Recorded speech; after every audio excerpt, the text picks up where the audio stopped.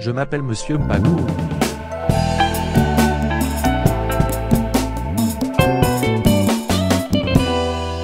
Rendez à tous ce qui leur est dû. L'impôt, à qui vous devez l'impôt. Le tribut, à qui vous devez les tributs. Romains 13, 7.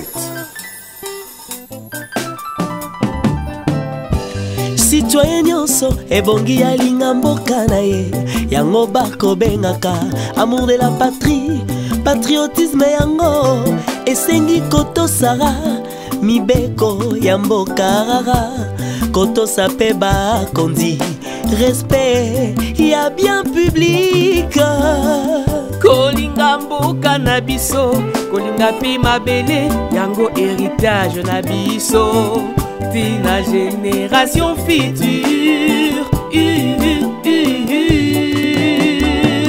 na yango toyeba kofuta Pako en tant que bas congolais eza devoir à Dieu ce qui est à Dieu à César ce qui est à César kofuta Pako ezali ne kolinga mboka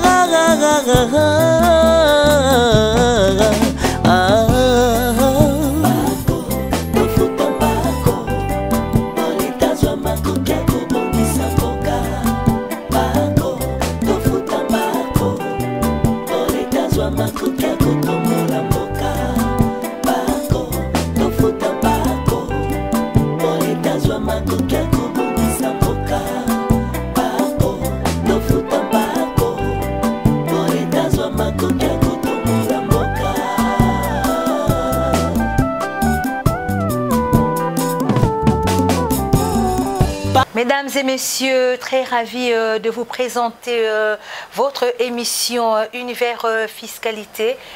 Ce soir, nous aurons un habitué de cette émission, Monsieur Jean Mouteba Kassendwe.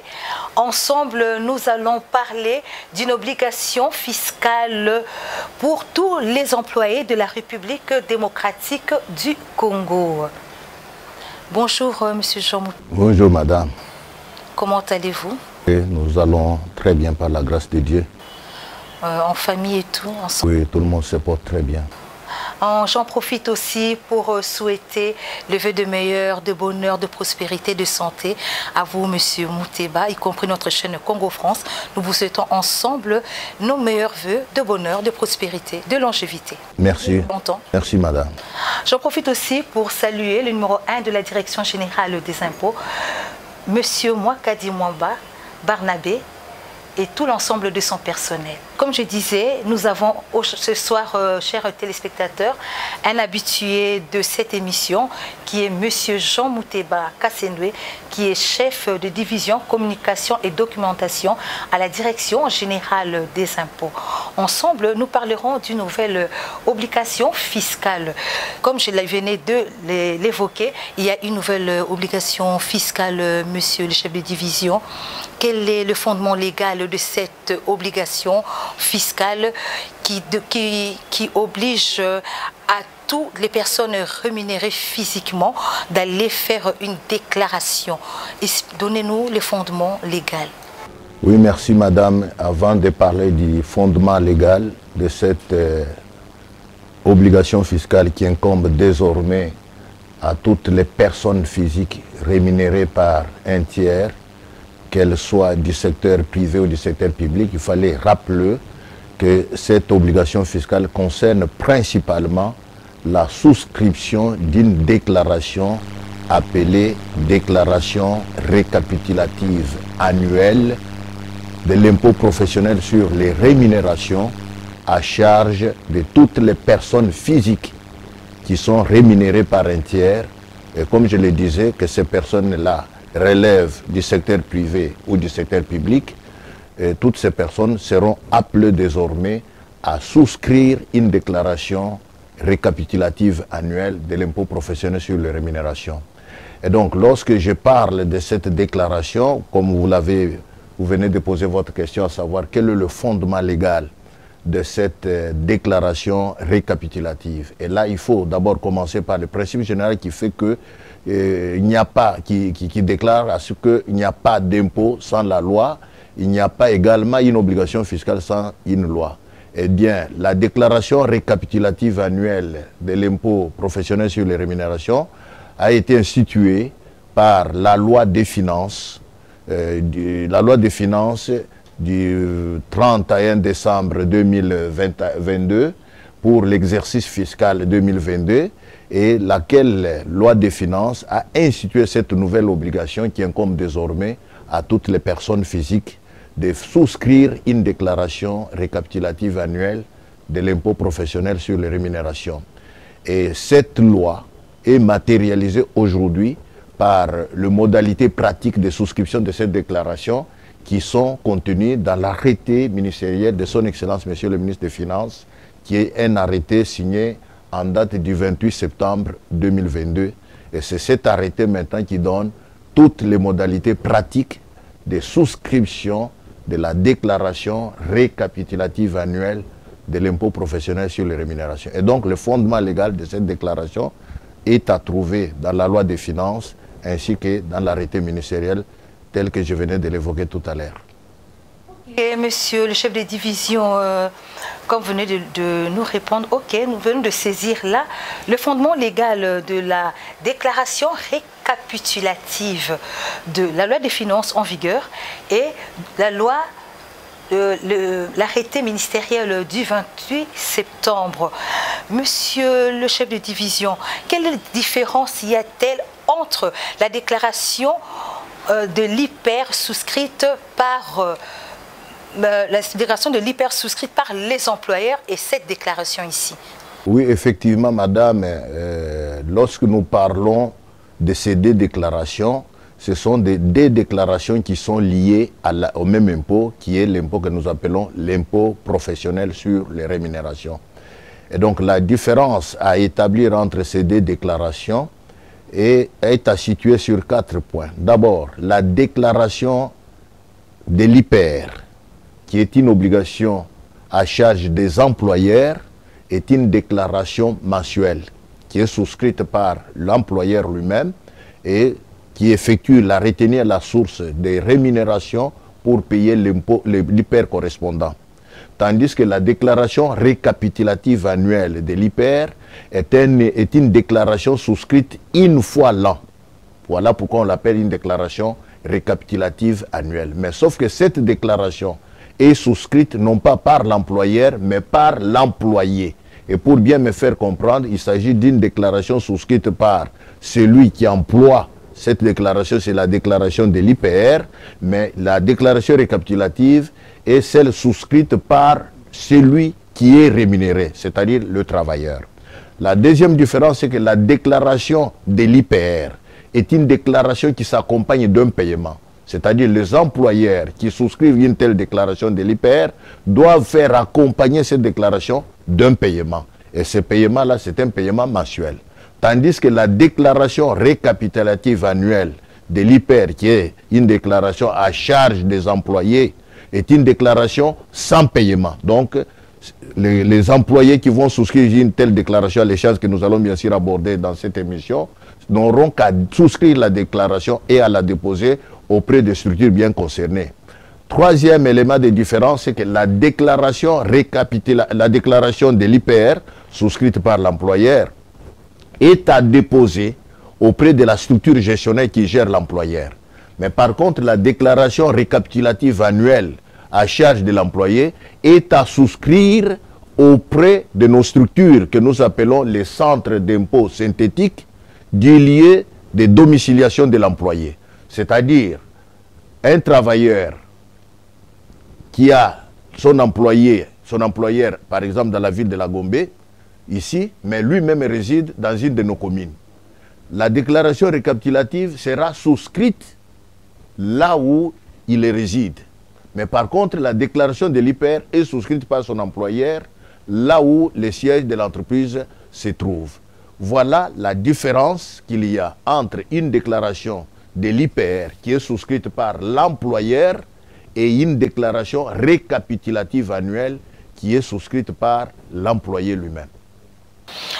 Ok, monsieur le chef de division, nous venons là de comprendre la différence entre le déclaration, mais quel est le contenu de la déclaration récapitulative annuelle? Oui, effectivement, madame, nous parlons toujours de deux déclarations avant d'arriver, par exemple, au contenu de la déclaration récapitulative annuelle. Il faut rappeler une chose, que la déclaration de l'IPR à charge de l'employeur est une déclaration mensuelle souscrite par l'employeur auprès de la structure gestionnaire de l'employeur et qui est souscrite chaque mois, et à la fin de l'année, l'employeur doit déposer la dernière déclaration avec les annexes. Mais par contre, la déclaration récapitulative annuelle de l'impôt professionnel sur les rémunérations IPR, je reprends encore parce qu'il faut le dire, c'est une déclaration souscrite par l'employé lui-même auprès de la structure gestionnaire du lieu de sa résidence. Alors, le contenu de la déclaration récapitulative annuelle, comme je l'ai dit, c'est une déclaration sans paiement, que nos téléspectateurs puissent bien nous saisir et nous suivre pour savoir d'abord qu'il ne s'agit ici que d'une obligation de déclarer et non pas de payer. Alors, le contenu d'une telle déclaration comporte 3 points. D'abord, 1, c'est l'identification de l'employé lui-même. Donc, dans cette déclaration, on trouvera d'abord comme première rubrique l'identité, tous les éléments d'identification de l'employé, ainsi que la catégorie de sa profession. Dans le deuxième cas, on trouvera les rémunérations qui ont été allouées à l'employeur, ainsi que les impôts correspondants. Et la troisième partie de cette déclaration est une case réservée à l'administration des impôts. Et donc, ces formulaires-là seront remis gratuitement à tous les employés. Donc, comme on a toujours remis les autres déclarations, ces déclarations, ce sont des formulaires disponibles auprès de la Direction générale des impôts, ainsi que dans toutes les structures gestionnaires de la Direction générale des impôts, et qui seront remises à tous les employés, qu'ils soient du secteur privé ou du secteur public. De l'analyse de son contenu, monsieur le chef de division, on constate que cette déclaration comprend d'une part les rémunérations, d'autre part les impôts payés.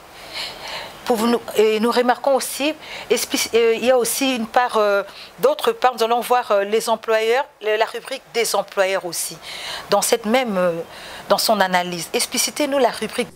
Oui, effectivement, cette déclaration est instituée en prévision d'un impôt qui sera appelé impôt sur le revenu des personnes physiques, IRPP en cycle. Dans son contenu, la rubrique que vous soulevez est une rubrique qui renseigne tous les revenus que reçoit un employé. Je donne un exemple.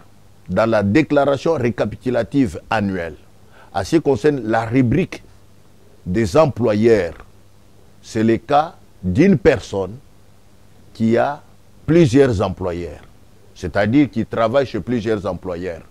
Et dans cette déclaration récapitulative, contrairement à la déclaration de l'IPR, achat des employeurs, dans cette déclaration récapitulative, l'employé doit mentionner tous les revenus provenant de ces différents employeurs. Tous les revenus. Je prends un exemple. Vous êtes là comme journaliste à Congo France Télévision.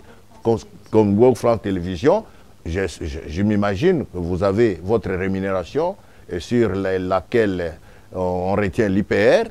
Mais en dehors de Congo France Télévision, vous pouvez prester quelque part et avoir aussi des rémunérations. Mais dans cette déclaration récapitulative, la loi précise bien qu'il y aura une rubrique, ou il y a une rubrique qui doit renseigner tous ces revenus-là provenant de ces différents employeurs. Voilà pourquoi, dans cette déclaration, il y a une rubrique qui concerne la dénomination de tous les employeurs de qui l'employé reçoit ses rémunérations. Merci, monsieur le chef de division. Après avoir suivi le contenu de cette déclaration, monsieur le chef de division, l'opinion aimerait savoir où et quand peut-on déposer cette déclaration récapitulative annuelle? Oui, madame, ça c'est une très très bonne question. Où et quand peut-on déposer cette déclaration récapitulative annuelle de l'impôt professionnel sur les rémunérations IPR? La déclaration récapitulative annuelle de l'impôt professionnel sur les rémunérations que nous appelons l'IPR est une déclaration annuelle. Il faut préciser, c'est une déclaration annuelle. Elle n'est souscrite qu'une fois l'an. Une fois l'an. Et quand? À l'échéance du 30 mars de l'année qui suit celle de la mise à la disposition des rémunérations à l'employé. C'est-à-dire, nous sommes en 2022, l'année va se terminer bientôt. L'année prochaine, à l'échéance du 30 mars 2023, il est demandé à tous les employés du secteur privé, du secteur public, de déposer leur déclaration à cette échéance-là ou auprès de nos structures gestionnaires que nous appelons les centres d'impôts synthétiques. Et ces centres d'impôts synthétiques se retrouvent sur toute l'étendue de notre pays. Dans nos communes, ici, pour ce qui concerne le milieu urbain, vous trouverez dans chaque commune de la ville de Kinshasa, ici, une structure de la DGI que nous appelons les centres d'impôts synthétiques. Et donc, l'échéance de la souscription d'une telle déclaration, que nous appelons la déclaration récapitulative, est fixée par le législateur à la date du 30 mars de l'année précédente, c'est-à-dire l'année qui vient après l'année au cours de laquelle les rémunérations ont été mises à la disposition de l'employé. Et cette déclaration, j'insiste, devra être déposée auprès de nos structures que nous appelons les centres d'impôts synthétiques qui se retrouvent sur toute l'étendue de notre pays. Vous les trouverez, les centres d'impôts, dans nos communes, pour ce qui concerne les centres urbains, et vous trouverez les mêmes structures que nous appelons les centres d'impôts synthétiques à travers tous les territoires de la République démocratique du Congo. Monsieur, merci beaucoup, monsieur le chef de division. Au cas où les concernés n'arrivent pas à déposer leur déclaration à l'échéance, comme vous le dites, du 30 mars 2023, y a-t-il des sanctions prévues? Oui, avant d'aborder la question des sanctions, madame, il faudra ici préciser, pour que l'opinion nous suive très bien, que lorsque nous parlons des rémunérés, la loi précise bien, il s'agit de toute personne physique. Toute personne physique, peu importe la qualification de son emploi, qu'elle soit du secteur privé ou du secteur public. Et là, oui, là, c'est là que je voudrais en arriver. Et là, lorsque nous parlons des personnes physiques du secteur privé, là, nous pouvons d'abord commencer par énumérer les différentes catégories de personnes physiques qui sont rémunérées, en commençant d'abord par le personnel domestique. Le personnel domestique, c'est un personnel rémunéré. Rémunéré et pour lequel il y a une déclaration de l'IPR.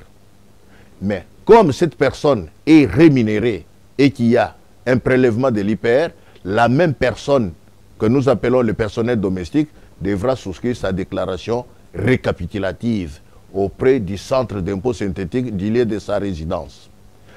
À part le personnel domestique, il y a les employés des micro-entreprises, ainsi que tous les personnels qui œuvrent dans les structures que nous appelons les petites entreprises, les moyennes et les grandes entreprises, ceux qui payent généralement leur IPR, et tous ces personnels-là, qui relèvent toujours du secteur privé, devra également s'acquitter de cette obligation déclarative en déposant à la date du 30 mars cette déclaration récapitulative. Là, il s'agit des personnes physiques du secteur privé. Mais il y a aussi les personnes physiques du secteur public. Les personnes physiques du secteur public, c'est entre autres les agents fonctionnaires de l'État, que nous sommes par exemple nous sommes également rémunérés par l'État congolais et nous avons également l'obligation de payer l'IPR qui est retenu à la source par notre employeur et de ce fait, nous sommes également appelés à déposer individuellement auprès de nos centres d'impôts, des centres d'impôts synthétiques, des lieux de nos résidences, cette déclaration récapitulative. À part les fonctionnaires et agents de l'État, il y a les responsables, les autorités, les membres des institutions politiques, tant au niveau national qu'au niveau provincial, ainsi que leurs assimilés. Tous ces personnels-là politiques est appelé également à s'acquitter de cette obligation déclarative, parce qu'ils reçoivent également des rémunérations qui supportent l'IPR, et pour ce faire, ce personnel-là est appelé également à la date ou à l'échéance fixée par les législateurs de déposer leur déclaration récapitulative. À part le personnel public donc, que je venais d'énumérer tout à l'heure, il y a également le personnel local des missions diplomatiques et des organisations internationales. C'est-à-dire qu'il s'agit de nos frères et sœurs congolais qui travaillent dans les ambassades, qui travaillent dans les organisations internationales et qui sont également rémunérés, qui payent leur LIPER et ils sont également appelés à déposer leur déclaration récapitulative annuelle de l'impôt professionnel pour les rémunérations. Mais sauf que pour cette catégorie-là, ils sont en même temps eux-mêmes concernés par la déclaration de l'IPER, parce que leur employeur ne peut pas retenir la source, étant donné que ce sont les ambassades et les missions diplomatiques, et le personnel local doivent déposer leur déclaration de l'IPER et s'acquitter de cet impôt mensuellement, et donc ils sont aussi également appelés à déposer leur déclaration récapitulative annuelle de l'impôt professionnel sur les rémunérations. Il y a également le personnel des agences d'exécution, qui est aussi un personnel qui est concerné par le paiement, la retenue à la source de l'IPR, également la déclaration récapitulative de l'impôt professionnel sur les rémunérations. Bref, voilà les catégories des personnes physiques qui sont rémunérées et qui sont rétribuées par un tiers sans être liées par un contrat d'entreprise et qui, de ce fait, sont concernés par cette obligation déclarative qui est celle de déposer à l'échéance du 30 mars de chaque année une déclaration désormais appelée déclaration récapitulative annuelle de l'impôt professionnel sur les rémunérations. Et là, je m'en vais maintenant à votre question, c'est celle de savoir, au cas où une personne physique qui est rémunérée n'arrive pas à déposer sa déclaration à l'échéance fixée par les législateurs, j'insiste, c'est l'échéance du 30 mars de chaque année, eh bien, il y a des sanctions, madame. Il y a des sanctions. En matière fiscale, il y a ce que nous appelons les pénalités. Il y a les pénalités d'assiette, les pénalités de recouvrement, il y a les amendes administratives et il y a les astreintes. Mais pour ce qui concerne ces déclarations, comme je venais de le dire, ce sont des déclarations ne servant pas au paiement de l'impôt. Je ne vois pas pourquoi une personne physique qui doit remplir ses obligations citoyennes devra refuser de déposer, de souscrire une déclaration pour laquelle il n'y a pas de paiement. Et en cas où cette personne n'arrive pas à s'acquitter de cette obligation déclarative, la loi prévoit des amendes administratives qui sont de l'ordre de 250 000 francs congolais. Par an, oui, parce que la déclaration elle-même est une déclaration annuelle. Lorsqu'à l'échéance, on constate que vous n'avez pas déposé votre déclaration récapitulative annuelle, eh bien, il y aura des amendes qui sont de l'ordre de 250 000 francs congolais et lesquelles amendes seront recouvrées conformément à la loi, donc conformément aux procédures de recouvrement telles que réglementées par nos textes légaux. Monsieur le chef de division, vous avez parlé de la déclaration récapitulative comme une déclaration pour toute personne physique rémunérée. Mais dans le cas où la personne n'a pas son salaire, n'est pas payé, mais figure dans la liste de paiement mais n'a pas son salaire, comment peut-elle s'élever et aller déclarer quelque chose qu'elle n'a jamais perçu? Oui, merci madame. Là, nous voulons revenir de manière pratique et concrète sur les modalités telles que fixées par l'arrêté ministériel de son Excellence Monsieur le ministre des Finances, qui est l'arrêté du 28 septembre 2022, fixant les modalités pratiques de souscription d'une telle déclaration. Et je reviens encore pour préciser que la déclaration récapitulative annuelle de l'impôt professionnel sur les rémunérations IPR est une déclaration à charge de l'employé. Quand nous parlons de l'employé, pour nous faire bien comprendre, c'est à charge du travailleur qui a une rémunération et sur laquelle on retient l'IPR. Ça, c'est une grande précision à donner. Et cette déclaration-là est à souscrire une fois l'an, à l'échéance du 30 mars, par le travailleur lui-même ou auprès du centre d'impôt du lieu de sa résidence. Je voudrais préciser là-dessus les lieux de résidence. Un travailleur dont son employeur se trouve à la Gombe, c'est un travailleur d'une banque, par exemple, mais le travailleur lui-même vit à Massina. L'hyper de ces travailleurs est retenu à la source par sa banque, ici à la Gombe. Mais comme la banque est un contribuable relevant de la direction des grandes entreprises, la banque dépose la déclaration de l'hyper pour l'ensemble du personnel à la DGE, la direction des grandes entreprises, mais chaque travailleur va souscrire sa déclaration et la déposer dans la structure gestionnaire, c'est-à-dire dans un centre d'impôt synthétique du lieu de sa résidence.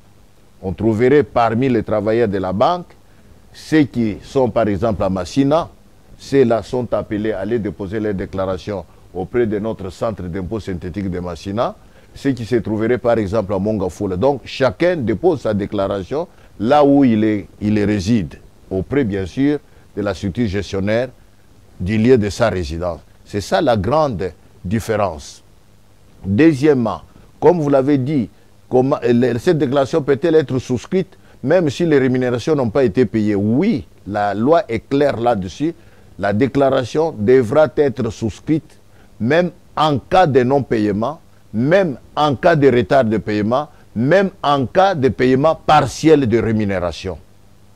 Donc la déclaration devra être souscrite. Et là, nous attirons l'attention de tous les concernés, c'est-à-dire les personnes physiques qui sont concernées par cette déclaration, qu'elles ne peuvent pas s'abstenir de déposer leur déclaration récapitulative du seul fait qu'ils n'ont pas perçu la totalité de leur rémunération. Mais non, ils sont appelés par rapport aux dispositions légales à souscrire leur déclaration et à mentionner les rémunérations qu'ils ont perçues et l'hyper qui a été retenu.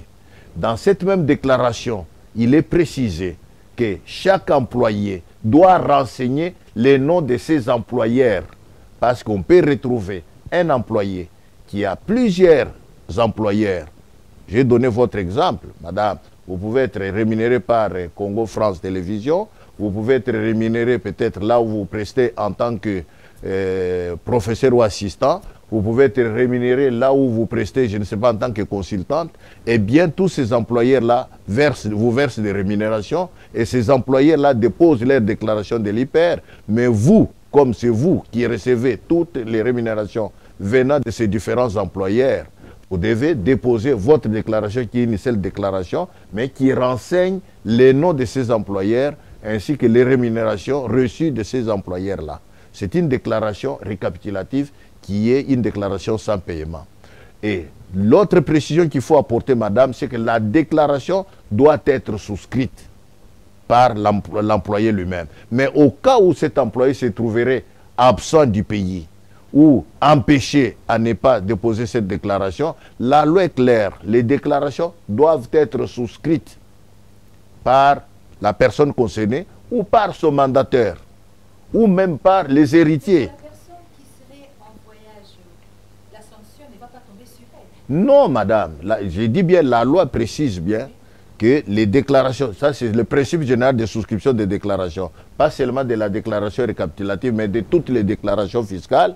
En ce qui concerne les obligations déclaratives, les déclarations doivent être souscrites par les concernés eux-mêmes et en cas d'absence de concernés, les déclarations doivent être souscrites par leurs mandateurs ou même par les héritiers en ce qui concerne les personnes physiques décédées. Donc la loi est claire là-dessus. C'est une déclaration sans paiement et pour laquelle le contribuable concerné ne peut que mandater une personne à déposer sa déclaration en lieu et place d'elle-même.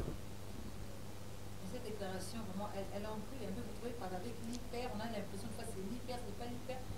Non, il n'y a pas là une confusion parce que quand j'ai parlé de la différence entre la déclaration de l'hyper qui est souscrite par l'employeur, c'est-à-dire celui qui paye, elle est différente de la déclaration récapitulative annuelle qui est souscrite par l'employé.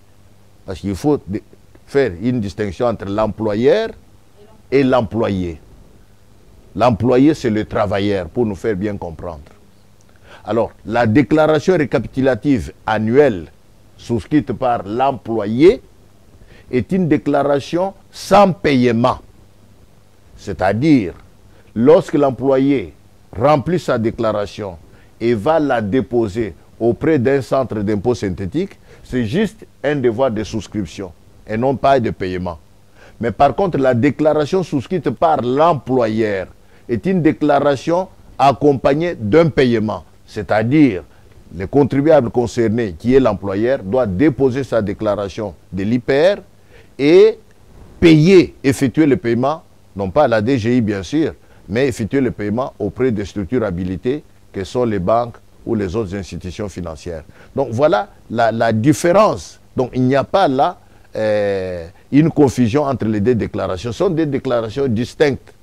L'une qui est à charge de l'employeur et l'autre qui est à charge de l'employé. Et donc, comme je venais de le dire quand nous avons évoqué le problème du fondement légal, j'ai dit que c'est une déclaration qui est instituée par la loi des finances pour l'exercice 2022 et dont les modalités pratiques de souscription sont arrêtées ou définies dans l'arrêté du ministre du 28 septembre 2022. Et ces deux déclarations sont souscrites par deux personnes différentes et sont souscrites à deux moments différents et ont des obligations aussi différentes. Et ici, il faudra également préciser que la déclaration récapitulative annuelle doit être accompagnée des annexes dont la fiche de paye, selon le modèle défini par les dispositions légales en vigueur. Par exemple, vous, quand on vous paye, on ne vous paye pas sans document. Même nous, quand on nous paye, on ne nous paye pas sans document. Il y a des documents que nous appelons généralement les preuves de paiement ou les fiches de paiement qui devront être annexées à la déclaration récapitulative annuelle de l'impôt professionnel sur les rémunérations. Donc voilà les quelques précisions que nous devrions également apporter à nos auditeurs, à nos téléspectateurs, pour qu'ils sachent que désormais, le 30 mars 2023, de chaque année, bien sûr, reste une échéance légale qui est une échéance relative à la souscription de la déclaration récapitulative annuelle de l'impôt professionnel sur les rémunérations hyper en cycle et que cette déclaration-là est à déposer auprès du centre d'impôt synthétique du lieu de sa résidence. C'est une déclaration sans paiement. Et lorsque quelqu'un ne souscrira pas cette déclaration, eh bien, les dispositions légales à la matière précisent bien qu'il y aura des amendes. Et pour les personnes physiques, les amendes en ce qui concerne cette déclaration sont de l'ordre de 250 000 francs congolais, lesquelles amendes seront recouvrées conformément aux dispositions légales en vigueur. Ok, c'est vraiment une nouvelle obligation fiscale, hein, monsieur le chef de division. Oui, nous avons dit qu'il s'agit là d'une obligation fiscale qui est instituée par les législateurs. C'est en prélude de l'instauration d'un nouvel impôt qui sera appelé impôt sur les revenus des personnes physiques, IRPP, en cycle. C'est dans le cadre des réformes en vue. Mais pour y arriver, le législateur a bien voulu préparer déjà les concernés, que nous sommes tous, à avoir déjà cette habitude de déposer à l'échéance du 30 mars cette déclaration qui est une déclaration récapitulative annuelle de l'impôt professionnel pour les rémunérations. Et donc ces déclarations-là, comme toute autre déclaration de l'administration des impôts, sont bel et bien disponibles auprès de nos structures. C'est-à-dire les concernés que nous sommes, nous n'aurons pas à aller chercher ces déclarations n'importe où. Ce sont des formulaires qui sont disponibles auprès des structures gestionnaires de la Direction générale des impôts et pour lesquels les contribuables concernés seront appelés à aller retirer ces déclarations, à les remplir et à les déposer avant l'échéance du 30 mars 2023. Ah, merci, monsieur le chef de division. C'était vraiment très riche et très profond sur la déclaration récapitulative annuelle. Quel est le message que vous pouvez lancer à l'ensemble de la population congolaise? Oui, le message que nous lançons à l'ensemble de notre peuple, c'est le message que nous avons toujours lancé à chaque fois que nous apportons une matière à la portée de notre population. C'est un message de sensibilisation, un message qui incite notre peuple à promouvoir le civisme fiscal en République démocratique du Congo. Et c'est d'ailleurs le message que son Excellence, Monsieur le Président de la République lui-même a prononcé à chaque fois où il appelle toujours notre peuple à promouvoir le civisme fiscal et lui-même s'engage à ce que les revenus fiscaux puissent profiter à l'ensemble de notre peuple. Et c'est le même message que nous portons et le même message que notre leader, qui est le directeur général des impôts, M. Barnabé Mwakadi Mwamba, ne cesse de rappeler à l'ensemble de notre peuple pour que ces derniers s'acquittent de leurs obligations fiscales. Et par ces messages, nous voulons toujours attirer l'attention du public pour que le respect de l'échéance soit de stricte application. C'est-à-dire, à l'échéance du 30 mars 2023, toutes les personnes physiques qui sont rémunérées, c'est-à-dire pour lesquelles on retient leur hyper par leurs employeurs, et ces personnes physiques-là devront s'acquitter de cette obligation fiscale à l'échéance du 30 mars 2023. Voilà le message que nous pouvons porter à l'ensemble de notre peuple, madame. Merci. Très ravi que vous soyez ce soir sur le plateau de Congo France Télévision. Merci, madame. C'est moi qui vous remercie. Ok, mesdames et messieurs, nous sommes arrivés à la fin de notre émission Univers Fiscalité, qui est votre émission. Nous avons eu à vous informer sur les modalités pratiques de souscription sur la déclaration récapitulative annuelle de l'IPER. Nous vous remercions. Je m'appelle Monsieur Mpanou.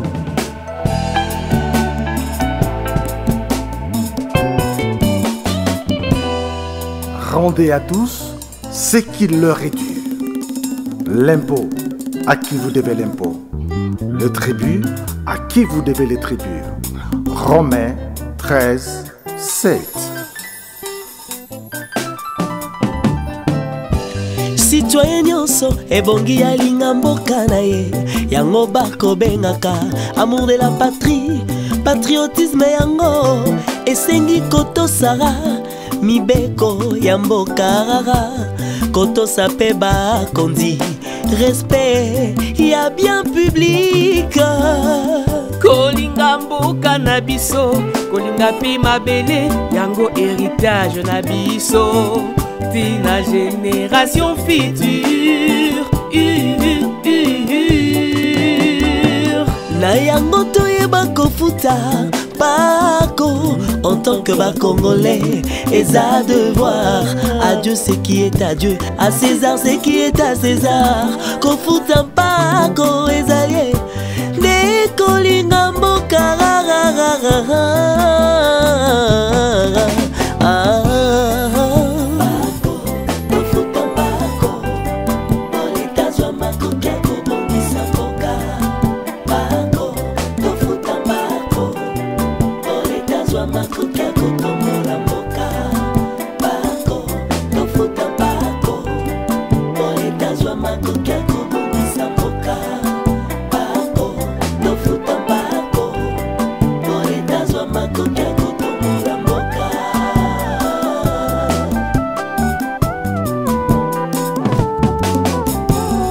Paco ezali lolenge mingi awana Congo eza obligatoire ozalaka mwana mboka étranger osalaka na Congo okofuta mpako na yo, c'est ça la loi. Je vais payer maintenant. Je vois que vous n'avez pas l'habitude de lire vos factures. Soki oza entrepreneur okofuta IBP na yo. IBP ezali impôt sur le bénéfice et profit. Ozalaka pe na ba travailleur okofuta hyper na bango. Hyper ezali impôt professionnel sur les rémunérations. Tango ozali koteka kanisaka pe TVA, taxe sur la valeur ajoutée. Oh, Congolais futa mpako na yo, wete mboka ebonga. biso bakristo mpe tofuta mpako po ete yesu mwana nzambe afutaki mpako na ye. Oh, étranger, impôt exceptionnel sur les rémunérations des étrangers. Mboka ekotombwama bobele na mpako. Oh, tokende na DGI, tofuta impôt mobilier, impôt de non-résidents, impôt spécial sur les profits excédentaires. Banzela ya Congo ebonga, po biloko ekota ebele. Oh mwana Congo, yo pe étranger oza na Congo.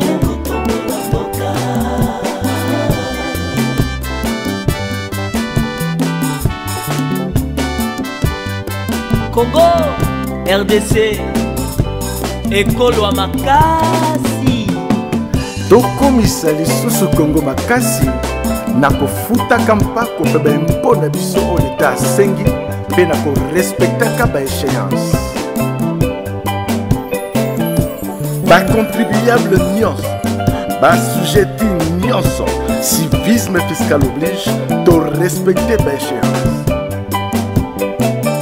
likambo ya impo etali biso bakongole nyonso mpe na bapaya nyonso basalaka na Congo po ete mboka etongama. topungola bizaleli, topesa leta congolais makoki ya kodevelope mboka, tofuta mpako na biso na direction générale des impôts DGI. Tofuta mpako po leta zwa makoki ya kotombola mboka.